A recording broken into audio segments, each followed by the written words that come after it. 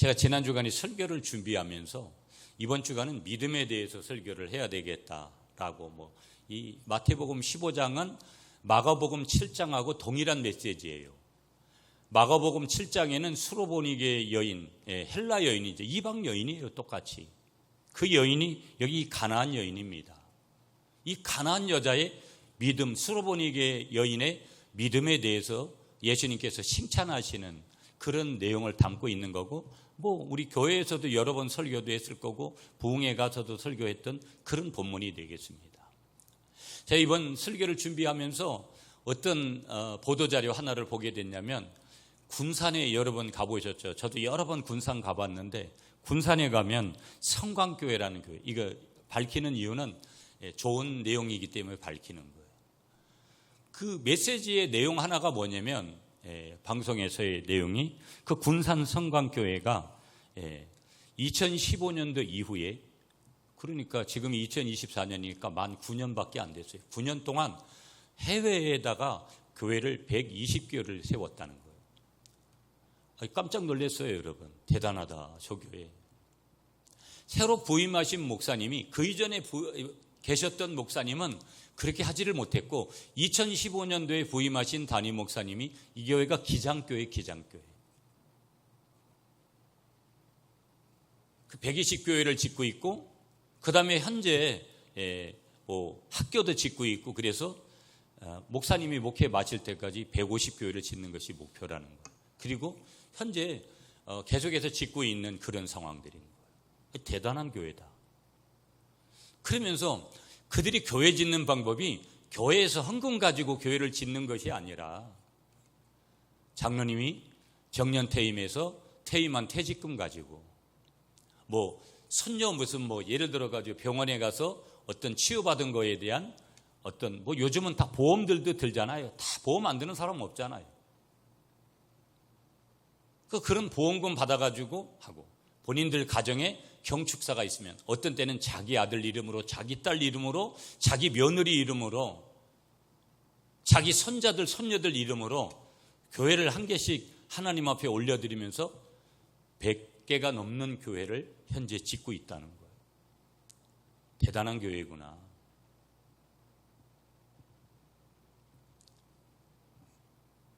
그러면서 제가 다 긍정적인 내용인데, 어떻게 보면 이제 계속해서 십자가를 세우는 목표라 이런 것들은 좋지만, 과연 120개 교회를 얼마만큼 지속적으로 관리하고 있을까?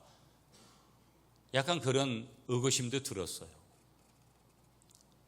저도 저는 저런 모델을 보고 내가, 우리 교회도 여러분들한테 이미 제가 그랬잖아요. 교회 한 개 이상씩은 분명히 남기고 하나님 앞에 가라고. 제가 전혀 어디서 모델을 보고 제가 그렇게 우리 교회가 지향 출발을 한 게 아닌데, 저 교회가 지금 어떻게 보면 먼저 가서 많은 교회를 지었지만 우리 교회가 가려고 하는 그런 방향하고는 같았네. 그러나 제가 선교지를 많이 갔다 온 사람으로서 숫자를 많이 늘려가면서 교회를 세우는 것도, 십자가를 늘려서 그렇게 세우는 것도 좋지만, 제가 튀르키예에 가가지고 모스크가 이슬람의 그런 표시들이 있는 것보다는 저게 십자가가 우후죽순처럼 세워져야 되는데 하는 동기부여는 받지만, 제가 이번에도 저희 교회가 미얀마 우리 구미 갈릴리 비전센터를 사후 관리해 줘야 되잖아요. 한 달에 몇십만 원씩 거기에다가 매달 송금을 해서 그걸 관리해야 되는 입장에서 보면, 어찌 보면 120교회를 세우는 것도 중요하지만 120교회를 어떻게, 그 교회를 위해서 계속해서 기도해주고 계속해서 어떤 물질적인 부분들을 케어해주고 후원해주고 그 이상의 것들을 하는 것들이 매우 중요할 건데, 나는 물음표는 던지지만 그러나 후자의 부정적인 영역은 좀 떼버리고 전자의 긍정적인 영역을 볼 때는 참으로 대단한 교회고, 오늘 이 땅의 모든 교회들이 좀 본받아야 될 모델이 될 만한 분명한 교회구나. 그리고 제가 그래도 나름대로는 저희의 그 방향을 조금 옳게 잡은 거였구나 하는 그런 생각을 가지게 되어졌습니다. 저희 교회가 이제 내일, 원래는 저희 교회가 10주년에 교회를 세우려고, 제가 10년도 훨씬 지났죠. 코로나 전에, 오래전에 중국 땅에다 세울 거다, 뭐 여러 가지. 그래서 중국의 산둥성이라는 곳에 아주 깊은 꼴짜기에 거기 가가지고 여기다가 교회를 세우겠다고. 그런데 그 당시에 우리 교회는 재정이 한 1,500에서 2천만 원 정도 겨우 지출할 수밖에 없는 상황인데, 중국에 좀 선교사님이 욕심도 내고 뭐 여러 가지에서 뭐 3천만 원을 주기로 했다 뭐 그러면서 캔슬이 되고, 어떻게 하다가 코로나가 오고 저희가 10주년에 교회를 세워야 될 교회를 20주년에 세우게 되는 그런 일이 됐고, 그래서 10주년마다 한 개 교회를 세울 좀 생각도 가지고 있었는데, 이게 하나님 앞에 늘 눌리는 마음이 있었는데, 20주년이 되면서 10주년에 한 개 세운 교회 같이 우리 김영숙 집사님을 통해서 두 번째 교회가 세워지게 되면서 베트남에 지금 공사가 되어져서 10월 마지막 주에 가게 될 그런 전망이 큰데, 어쨌든 간에 20주년에 교회 두 개를 해외에다가 그렇게 세우게 됐어요. 제가 좀 전에도 말씀드렸어요. 세우는 것만이 중요한 것이 아니라 그 다음 이후가 더 훨씬 더 선교지 가서 느끼는 것은 지속적으로 반복적으로 그들을, 어찌 보면 제가 미얀마도 3년마다 계약을 하려고 하는데 계속해서 깨진 덕에 물 붓기식으로 우리가 거기다가 물질을 후원하고 어찌 보면 그럴 수도 있는 가운데서도 지금 우리 선교사님 부부가 저희 가족이었다라는 그것이 훨씬 더 퍼센테이지를 크게 작용하면서 어려운 부분들을 결단하고 내일 이제 우리 저하고 포함해서 우리 9명이 이렇게 가게 돼요. 많은 분들이 함께 갔으면 좋겠고, 선교사님 부부도 많은 분들이 오기를 좀 원하고 그러셨겠지만, 여러분들도 형편들이 그렇게 되니까 우리가 이제 9명이 내일 가서 하나님이 좋은 일기를 좀 주시고, 한 주간 내내 보니까 제가 양곤의 날씨, 미얀마 날씨를 보니까 한 주간 내내 비더라고요. 선교사님한테 제가 어제 또 통화했어요. 선교사님 거기 비 오냐고. 하루에 한두 번은 꼭 비 온다는 거예요. 근데 동남아 날씨는 우리가 어찌 보면 어제 같은 날을 보면 우리나라가 동남아가 됐네, 그런 느낌이 받았어요. 동남아 가서 보면 막 비가 와가지고 어제 아침에도 여러분 하루 종일 비 올 것 같은 분위기로 갔어요. 그런데 여러분 조금 지나니까 막 해가 쨍쨍 나가지고, 동남아가 그렇거든요. 가면은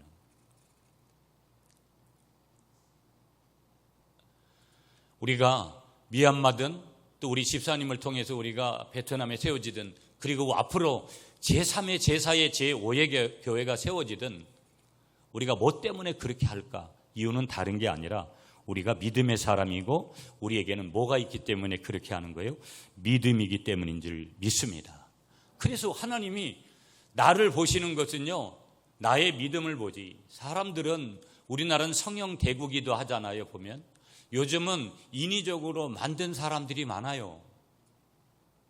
자기 원래 하나님이 만든 원판은 어디 갔는지 모르고 다 가서 그냥 여기저기 뜯어 고쳐가지고, 연예인들 대부분들은 다 고친 사람들이고, 보면 고친 게 잘못됐다는 것은 아니고, 원래 하나님이 보시는 것은 그렇게 고친 것을 보시는 분이 아니라, 하나님은 우리 인간들을 뭐만 보시냐면 우리의 믿음만을 보신다라는 것을 믿으시는 여러분들이 되시기를 축복합니다. 어떤 어려움이 와요. 여러분 지금도 저와 여러분들 속에 어려움이 있잖아요. 그런데 보시면 어떤 어려움의 상황임에도 불구하고 하나님의 약속을 믿는 자가 누구냐면 하나님을 믿는 믿음의 사람이에요. 그 사람이 믿음이 있는 사람인 거예요. 그런 사람을 하나님이 보신다 이 말이에요. 내가 부자고, 내가 잘 살고, 내가 이쁘고, 내가 키가 크고, 뭐런 외모적인 그런 거에 대해서 우리 하나님은 관심이 없어요. 하나님은 믿을 수 없는 상황 속에서 하나님을 믿는 자를 의롭다고 여기시는 거예요. 믿습니까? 인간은 상황을 따라가요. 계속해서 상황을 얘기해요. 여러분, 사람들이 이야기하는, 그것이 목회자든 뭐 성도든 누구이든지 사람들이 이야기하는 상황을 얘기하면 깜빡 속아요. 그리고 그게 성경적인 것 같이 느껴질 때가 있어요. 상황으로 합리화하는 것에 빠져버릴 때가 있어요. 그리고 내 믿음마저 상실돼 버리는 안타까운 그런 모습을 뒤늦게 후회하는 그런 경우들을 보게 되는 거예요.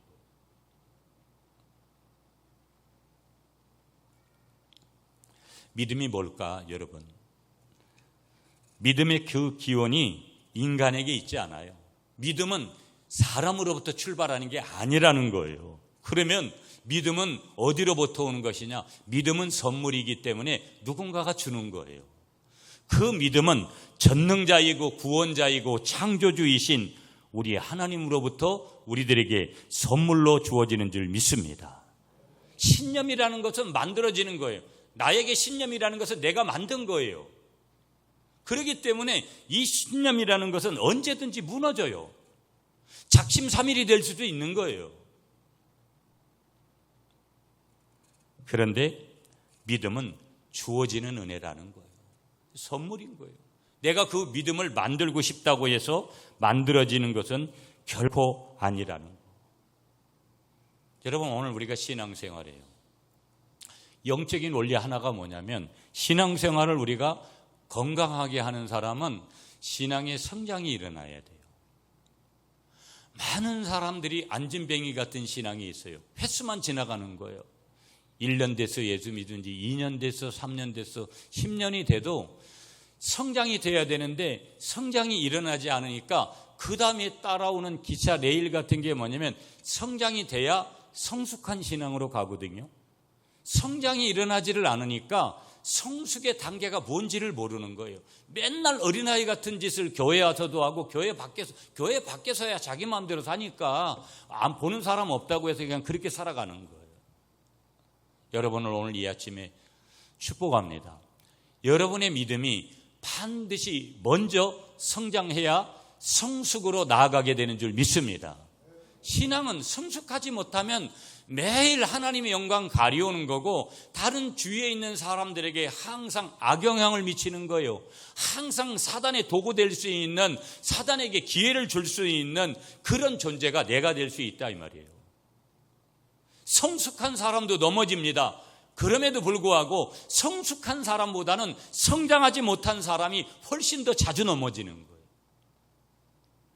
성숙하지 못하면 먼저는 환경만 바라봐요. 먼저는 자기의 실수를 절대 바라보지 않습니다. 남 탓하고 남의 잘못된 것들만 보고 늘 부정적이고. 그러므로 이 성장이 먼저 와야 우리에게 성숙한 하나님의 그 놀라운 은혜가 우리에게 주어진다라는 것을 믿으시고, 그러므로 여러분 오늘 우리가 설교 제목을 한번 따라하겠습니다. 내 믿음이 업되어야 합니다. 업이라는 게 업그레이드를 얘기하는 거잖아요. 그러니까 나의 믿음이 업그레이드 돼야 되는데, 나의 믿음이, 내가 믿음 생활을 어제부터 시작됐든, 여러분 기독교는 기적의 종교이기 때문에, 어마무시한 기적의 종교이기 때문에 어제부터 믿었어도 한 달만 똑바로 믿으면 한 달이 다른 사람 1년 아니 5년 이상의 믿음을 초월할 수 있는 게 기독교예요. 반대로 아무리 오래 믿어도 내가 하나님의 이런 믿음의 은혜, 다시 말하면 내 믿음이 성장하지 않고 성숙의 단계로 나아가지 않으면 오래 믿은 게 결국은 본인에게도 독이 되고 오래 믿은 게 다른 사람을 넘어뜨리는, 유아 아이를 동시에 넘어뜨리는, 함께 더불어가는 것들을 무너뜨릴 수 있는 그런 구조적인 아주 악조건을 가지고 있어요. 그러니까 애가 태어났어요. 여러분, 우리 아이가 태어났는데 자라지를 않는 거예요. 저와 여러분들이 아이가 태어났는데 여러분 말을 못하고 키가 자라지 않고 몸무게가 늘지 않고 그렇게 해보세요. 얼마나 그게 두렵고 떨리는 일인가. 인간은 영과 혼과 육으로 구성되어 있어요. 영혼이 잘 돼야 범사가 잘 된다고 성경은 말씀하세요. 우리 육도 중요하지만 육 이전에 영의 문제가 우리에게 분명히 있다라는 거예요. 그러므로 이 영적인 밸런스가 잘 유지가 돼야 되는데 항상 우리의 믿음은 성장해야 되고, 아멘이시죠? 그래서 어디까지 나아가야 되느냐? 성숙한 단계까지, 그리스도를 닮는 장성한 분량에까지 우리가 나아가야 된다라는 거예요. 그렇게 몸부림치다가 우리가 하나님 앞에 가는데, 한번 따라하겠습니다. 믿음의 업은 인생의 업입니다. 그러니까 우리의 믿음이 업그레이드 되면 우리의 인생이 자동적으로 업그레이드 된다는 거예요. 이게 영적인 원리예요. 그냥 이렇게 인위적으로 갖다 껴 맞추는 거 아니에요.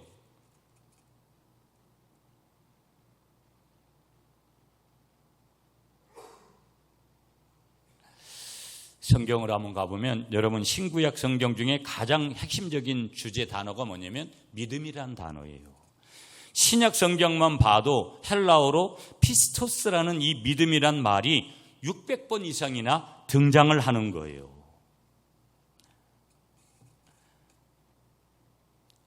사람들은 항상 시간이라는 거, 공간이라는 거, 자신의 환경이라는 거, 항상 사람들은요 까딱하면 3차원의 한계에 갇혀서 그렇게 살아갈 때가 많아요. 눈에 보이는 이런 것들이 다 3차원의 공간이에요. 3차원입니다. 그러나 성경은 우리 예수 믿는 하나님의 자녀들은 4차원을 사는 사람들이다 분명하게 우리에게 말씀하고 있는 거예요.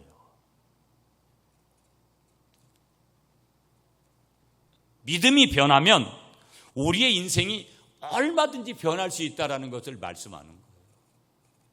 사람들은 3차원에서 내가 해봤는데 다 안 되더라.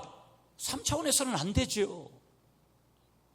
4차원의 세계는 눈에 보이는 세계를 포함한 눈에 보이지 않는 손이 역사하는 손길이고 눈에 보이지 않는 영역이 훨씬 더 큰 그런 영역이에요. 우리의 믿음의 영역이라는 것은 눈에 나타나는 것보다는 나타나지 않는 영역이 훨씬 더 클 수 있어요.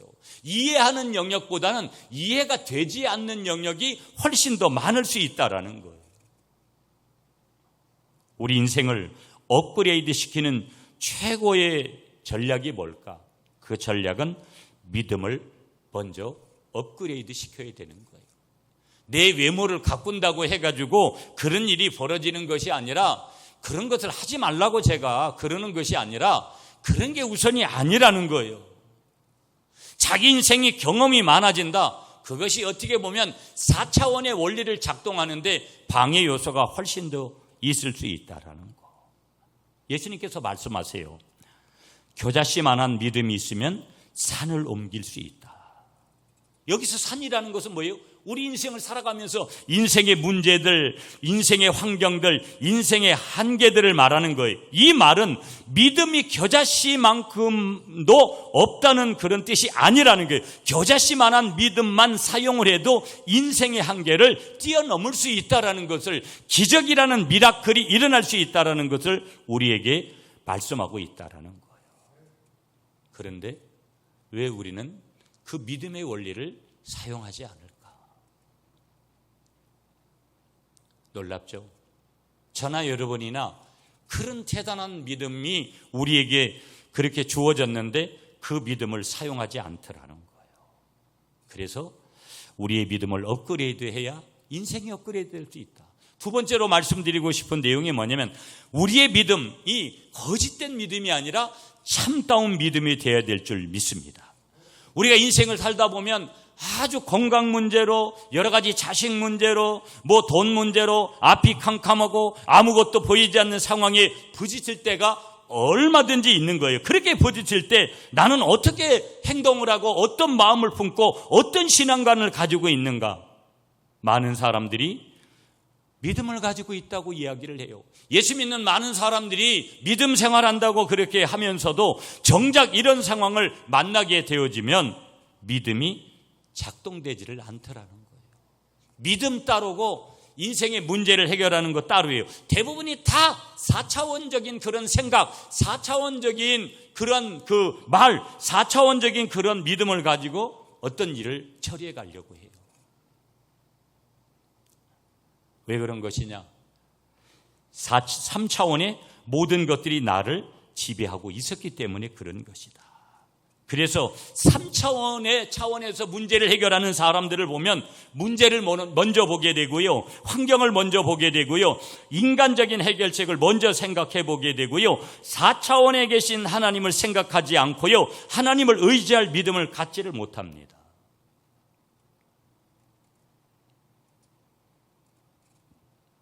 이 땅에서 우리가 항상 지금도 매스컴을 통해서 항상 그것이 과학이라고 얘기해도 과학이 여러분 4차원의 세계입니까?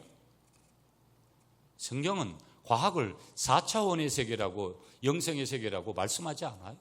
똑같이 3차원의 그런 영역이죠. 이 땅에서 매일 보고 듣는 것이 뭐냐면 3차원의 한계들 뿐이에요. 과학이 여러분 4차원이 안 되는 이유가 과학으로 모든 것을 한계를 뛰어넘을 수 있습니까? 절대 그렇지 못하다라는 것을 우리가 아는 거예요. 이미 답으로.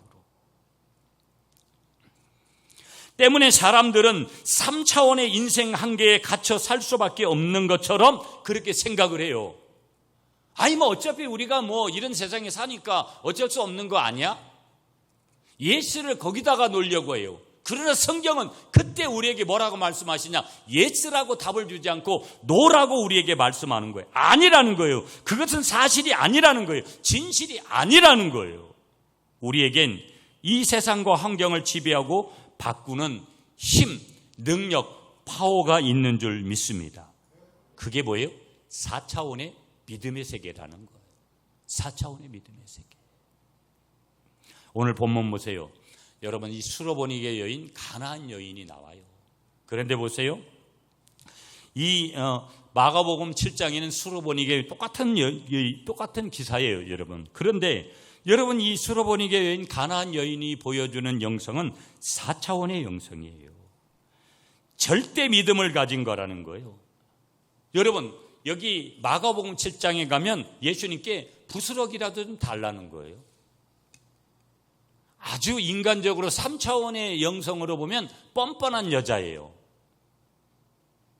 이 사람이 여러분 가끔 보면 우리가 인간을 그냥 인간의 시각으로 보면 뻔뻔한 사람들 되게 싫잖아요. 있으면 아주 뻔뻔하게 행동할 때 그런 유의 사람들을 대할 때 인간적으로. 근데 4차원적으로 보면 예수님은 절대 그렇게 똑같이 3차원으로 볼 것 같은데 오늘 본문에도 예수님은 그렇게 보시질 않았어요. 뒤에 가서 제가 본문 설명할 때 다시 말씀드릴 거예요. 그러니까 오늘 본문을 전체적으로 큰 틀에서 봐서 여러분들에게 이해하도록 하기 위한 내용 하나가 뭐냐면 하나님의 것을 받을 수 있는 것. 지금 자기 딸이 귀신 들렸잖아요. 지금 치유가 필요한 거예요. 이 여인에게는 자기 딸이 지금 낳는 문제가 아주 급선무인 거예요. 그런데 이 하나님의 것을 받을 수 있는 예수님이 지금 말씀하시는 것은 하나님의 것을 받을 수 있는 자격에 대한 메시아의 가르침을 말씀하고 있는 거거든요. 인간적으로 오늘 본문을 보면요, 너는 이방 여인이기 때문에 너는 절대 오늘 여기 하나님의 것을 받을 수 없다라고 이미 그 내용이 전개되고 있어요. 그러니까 하나님의 것을 받을 수 있는 자격에 대한 예수님의 분명한 메시지 같이 들려요. 근데 놀라운 사실은 뭔지 아세요? 거기에 감춰져 있는 게 뭐냐면 주님께서 보셨던 것은 절대 믿음이었다라는 것을 우리에게 분명히 말씀하여 주시는 줄 믿으시는 여러분들이 되시기를 축복합니다. 자, 그렇다면 여러분, 참된 믿음이란 참된 믿음의 대상을 참되게 믿는 것인데 믿음이란 뭐냐? 적극적인 사고방식하고 이건 다른 거예요. 믿음이란 무엇이냐? 모든 것이 잘 될 것이라고 막연히 막 말해주는 거, 좋은 말해주는 거, 긍정적인 언어를 쓰는 거, 그거하고는 다른 거예요. 믿음이란 유사시에 급할 때만 사용하는 어떻게 보면 자동차의 스페어 타이어 같은 그런 거 아니라는 거예요. 믿음이란 자기가 가는 방향과 맞을 때만 올라타는 어떤 그러한 교통수단하고 그런 거하고는 분명히 다르다라는 것을 우리에게 말씀하고 있다라는 거. 자, 여러분 오늘 본문 마태복음 15장으로 한번 가보면서 배경을 한번 볼게요. 21절을 보면 여러분 한번 15장 21절 여러분이 한번 읽어주세요. 시작.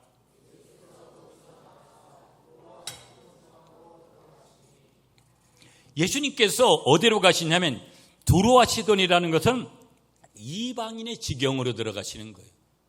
마가복음에는 두로만 나와 있고 시돈은 거기에 또 표시도 안 돼 있어요. 뭐 그쪽 지역이니까 다. 그런데 그때 절박한 여인, 그 여인이 누구냐면 가나안 여인이에요.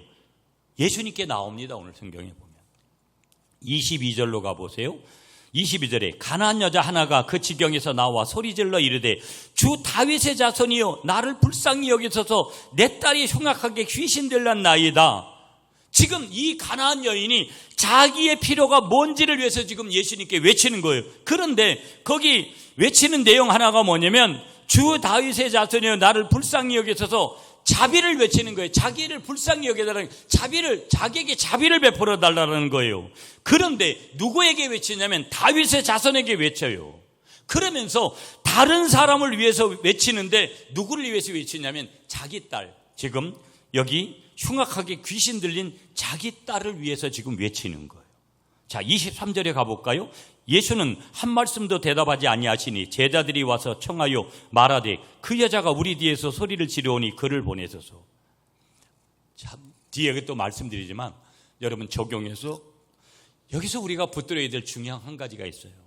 지금 이 여인은요, 모든 환경이 다 본인에게는 부정적이에요. 그런데 지금 이 여인을 보면 끝까지 포기하지 않는 뭐가 있냐면 끈기가 있어요. 여러분, 세상에서도 3차원의 삶에서도 4차원의 삶에서도 4차원의 삶은 더더욱이나 누가 이기게 되느냐? 인간적으로 보면 끝까지 포기하지 않는 끈기를 가진 사람. 이 사람은 장인 정신을 가진 사람이라고 3차원을 사는 사람들도 인정을 해요. 정주영 같은 이런 분들이 다 그런 분들이죠. 오늘 우리가 누구 덕에 여러분 3차원의 위인들을 한번 떠오르면 다 그런 분들 아닙니까? 오늘 대한민국이. 예수님이 침묵하셨어요. 오늘 그렇게 간절하게 자비를 베풀어 달라고, 우리 흉악한 딸을 좀 고쳐달라고 해도 예수님은 침묵하셨어요. 여러분 보세요. 23절에 예수는 한 말씀도 대답하시 아니하시니, 또 그 다음에 보세요. 제자들이 와서 청하여 말하되 그 여자가 우리 뒤에서 소리를 지르오니 그를 보내소서. 제자들이 반대해요. 그럼에도 불구하고 24절에 보면 보세요. 예수께서 대답하여 이르시되 나는 이스라엘 집에 잃어버린 양 외에는 다른 데로 보내심을 받지 아니었다. 여러분, 이거 성경 보면 성경이 이해가 안 돼요. 아니, 복음 대신 예수님께서 지금 얼마나 인간적으로 지금 편파적인지 몰라요. 어떤 사람에게만 구원을 주고 어떤 사람에게는 구원을 주시지 않는 거예요. 얼마나 편파적, 이게 성경에 맞는 건가 이해 안 돼요. 성경을 좀 볼 줄 아는 사람들은 문자적으로 성경을 보면 이때 예수님의 행동을 절대 이해할 수가 없는 거예요. 너 받을 자격 없다라는 거예요. 25절로 가보세요. 여자가 와서 예수께 절하며 이르되 주여 저를 도우소서. 그런데도 이 여인은, 가나안 여인은 주님을 높여요.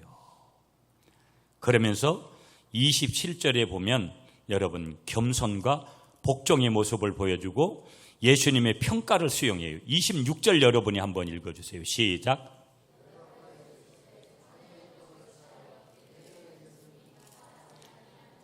자녀의 떡이라는 것은 이스라엘 백성들에게만 준 구원을 얘기하는 거예요.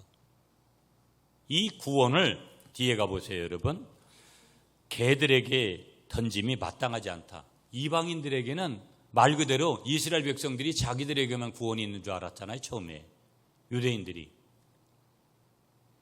근데 예수님도 똑같이 말씀하세요.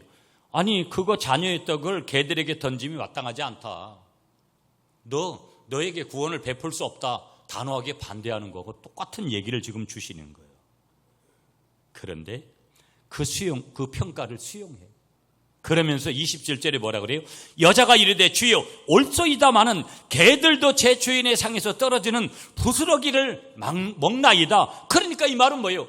다는 아니어도 일부라도 부스러기라도 좀 나에게 좀 주세요. 끝까지 겸손하게 그렇게 고백을 할 때 예수님이 다 모든 것을 보고 계셨잖아요. 거기 뭐라 그래요? 28절을 여러분 읽으세요. 시작.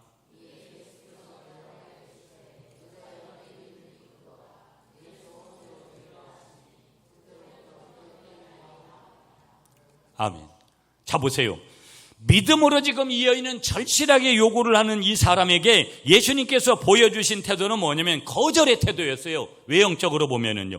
너무나 분명하기 때문에 이거 이해하기가 어려워요. 성경을 조금 아는 사람들은요. 23절에 보면 여자의 요구에 침묵을 하시고 24절, 26절에는 아주 핵심적인 얘기를 하면서 한 가지 여기서 기억할 것은 우리는 그 당시 그 여자의 속마음에 어떤 일이 일어나고 있는지 잘 몰라요. 왜 어떻게 보면 이 여자는 굉장히 감정적으로 억울해할 거고 속상해할 거고 이럴 것이다 라고 추측을 할 뿐이지만 왜 어떤 마음이 속마음인지 모르지만 예수님께서는 놀라운 사실이 뭐냐? 예수님께서는 우리는 이렇게 바라고 이렇게 해석을 해도 그 당시에 예수님께서는 부정적으로 답한과 같이 우리가 판단을 해도 예수님께서는 아셨다라는 사실이에요. 다 아셨다는 사실이에요. 여자의 속마음을 다 아셨다라는 거예요. 저와 여러분들의 속마음을 지금도 우리 주님은 믿음이 있는지 없는지 우리 주님은 다 아시는 거예요. 이게 무서운 거예요. 신앙생활이 껍데기만 가지고 외형으로 포장해봤자 의미가 없어요. 사람은 그걸 속아 넘어가서 속아주는지 몰라도 하나님은 그렇게 보시는 분이 아니에요. 굉장히 중요한 내용이에요. 가나안 사람 유대인의 그 당시에 원수인데 강구했는데 도움을 달라고 외치잖아요.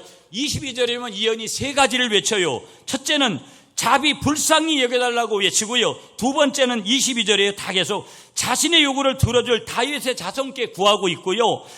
그 여자는 자신을 위해서 구한 것이 아니고 다른 사람, 자기의 딸, 악한 귀신 들린 딸을 위해서 구한 거예요. 자, 그렇다면 우리가 우리의 믿음이 성장을 하려면 오늘 본문을 통해서 어떻게 나의 믿음을 업그레이드 시킬 수 있는 거냐. 첫째는 바라봄의 법칙이 중요하구나. 22절에서 말씀하는 건데 오늘 본문은 다 봤으니까 한마디로 그 누구를 바라보는 것이냐, 오직 예수님을 바라본 줄 믿습니다. 끈기는 무엇에 집중할 때 오는 선물이구나. 오늘 세상에 집중하면 세상으로부터 얻는 것들이 있을 거예요. 내가 세상에서도 무슨 일에 집중하다 보면 반드시 우리가 흥하게 되는 일을 만날 거예요. 우리가 예수님에게 집중하게 되어지면 우리는 반드시 그분이 주시는 그런 은혜를 누리게 될 줄 믿습니다. 여기에서 비결이 뭐라는 거예요? 끈기 있게. 이 여인이 몇 마디 던져보고 그냥 끝냈으면 아무런 일도 일어나지 않아요. 여러분, 많은 사람들이 교회 가면 병 났습니다. 교회 가면 뭐 자녀들이 잘 됩니다. 교회 가보니까 안 되거든. 그런 일이 몇 번 그냥 던져보다. 여러분, 제가 강화도 가면 늘 낚시하면서 느끼는 게 뭔 줄 아세요? 어떤 때는 그냥 낚시를 던지자마자 고기가 뭅니다. 그걸 때라는 거예요. 서해안은 물때라는 것이 있고 고기가 무는 그 정확한 때가 있습니다. 시간이 있어요. 그래도 그 시간까지 낚싯대를 드러내고 몇 시간이고 장시간이라고 던져 놓았을 때 그때가 되어지면 물고기가 무는 거예요. 하물며 사람이 하는 일에도 그런데 하나님이 하시는 일을 내가 시간을 정한다고요?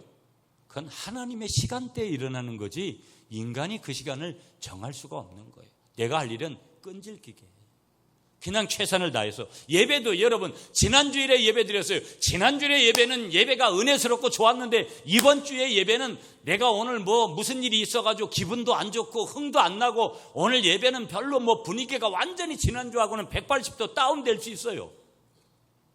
그래도 그때도 이 자리에 그냥 앉아 있어야 되는 거예요. 왜?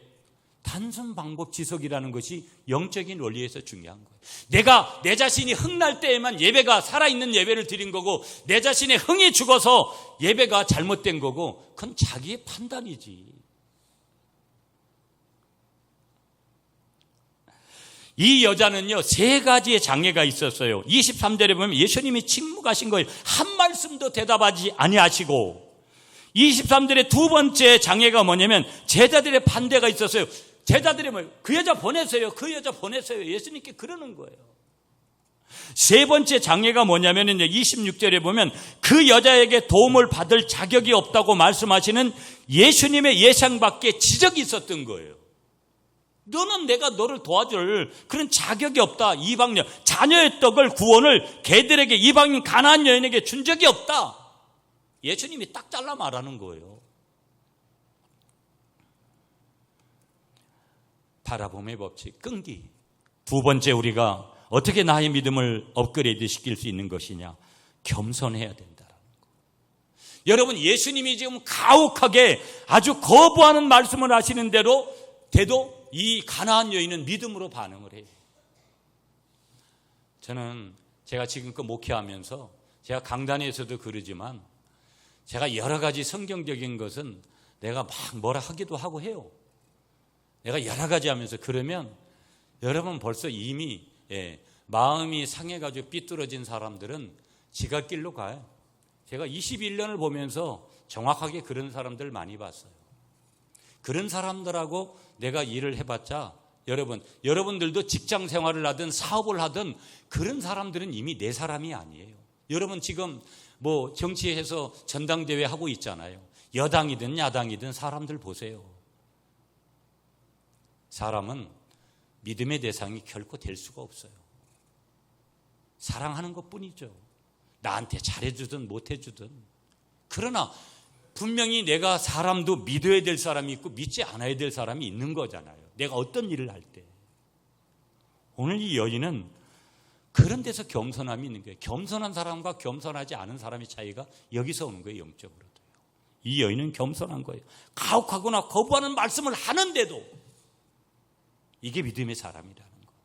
이때 믿음의 업그레이드가 일어나는 거예요.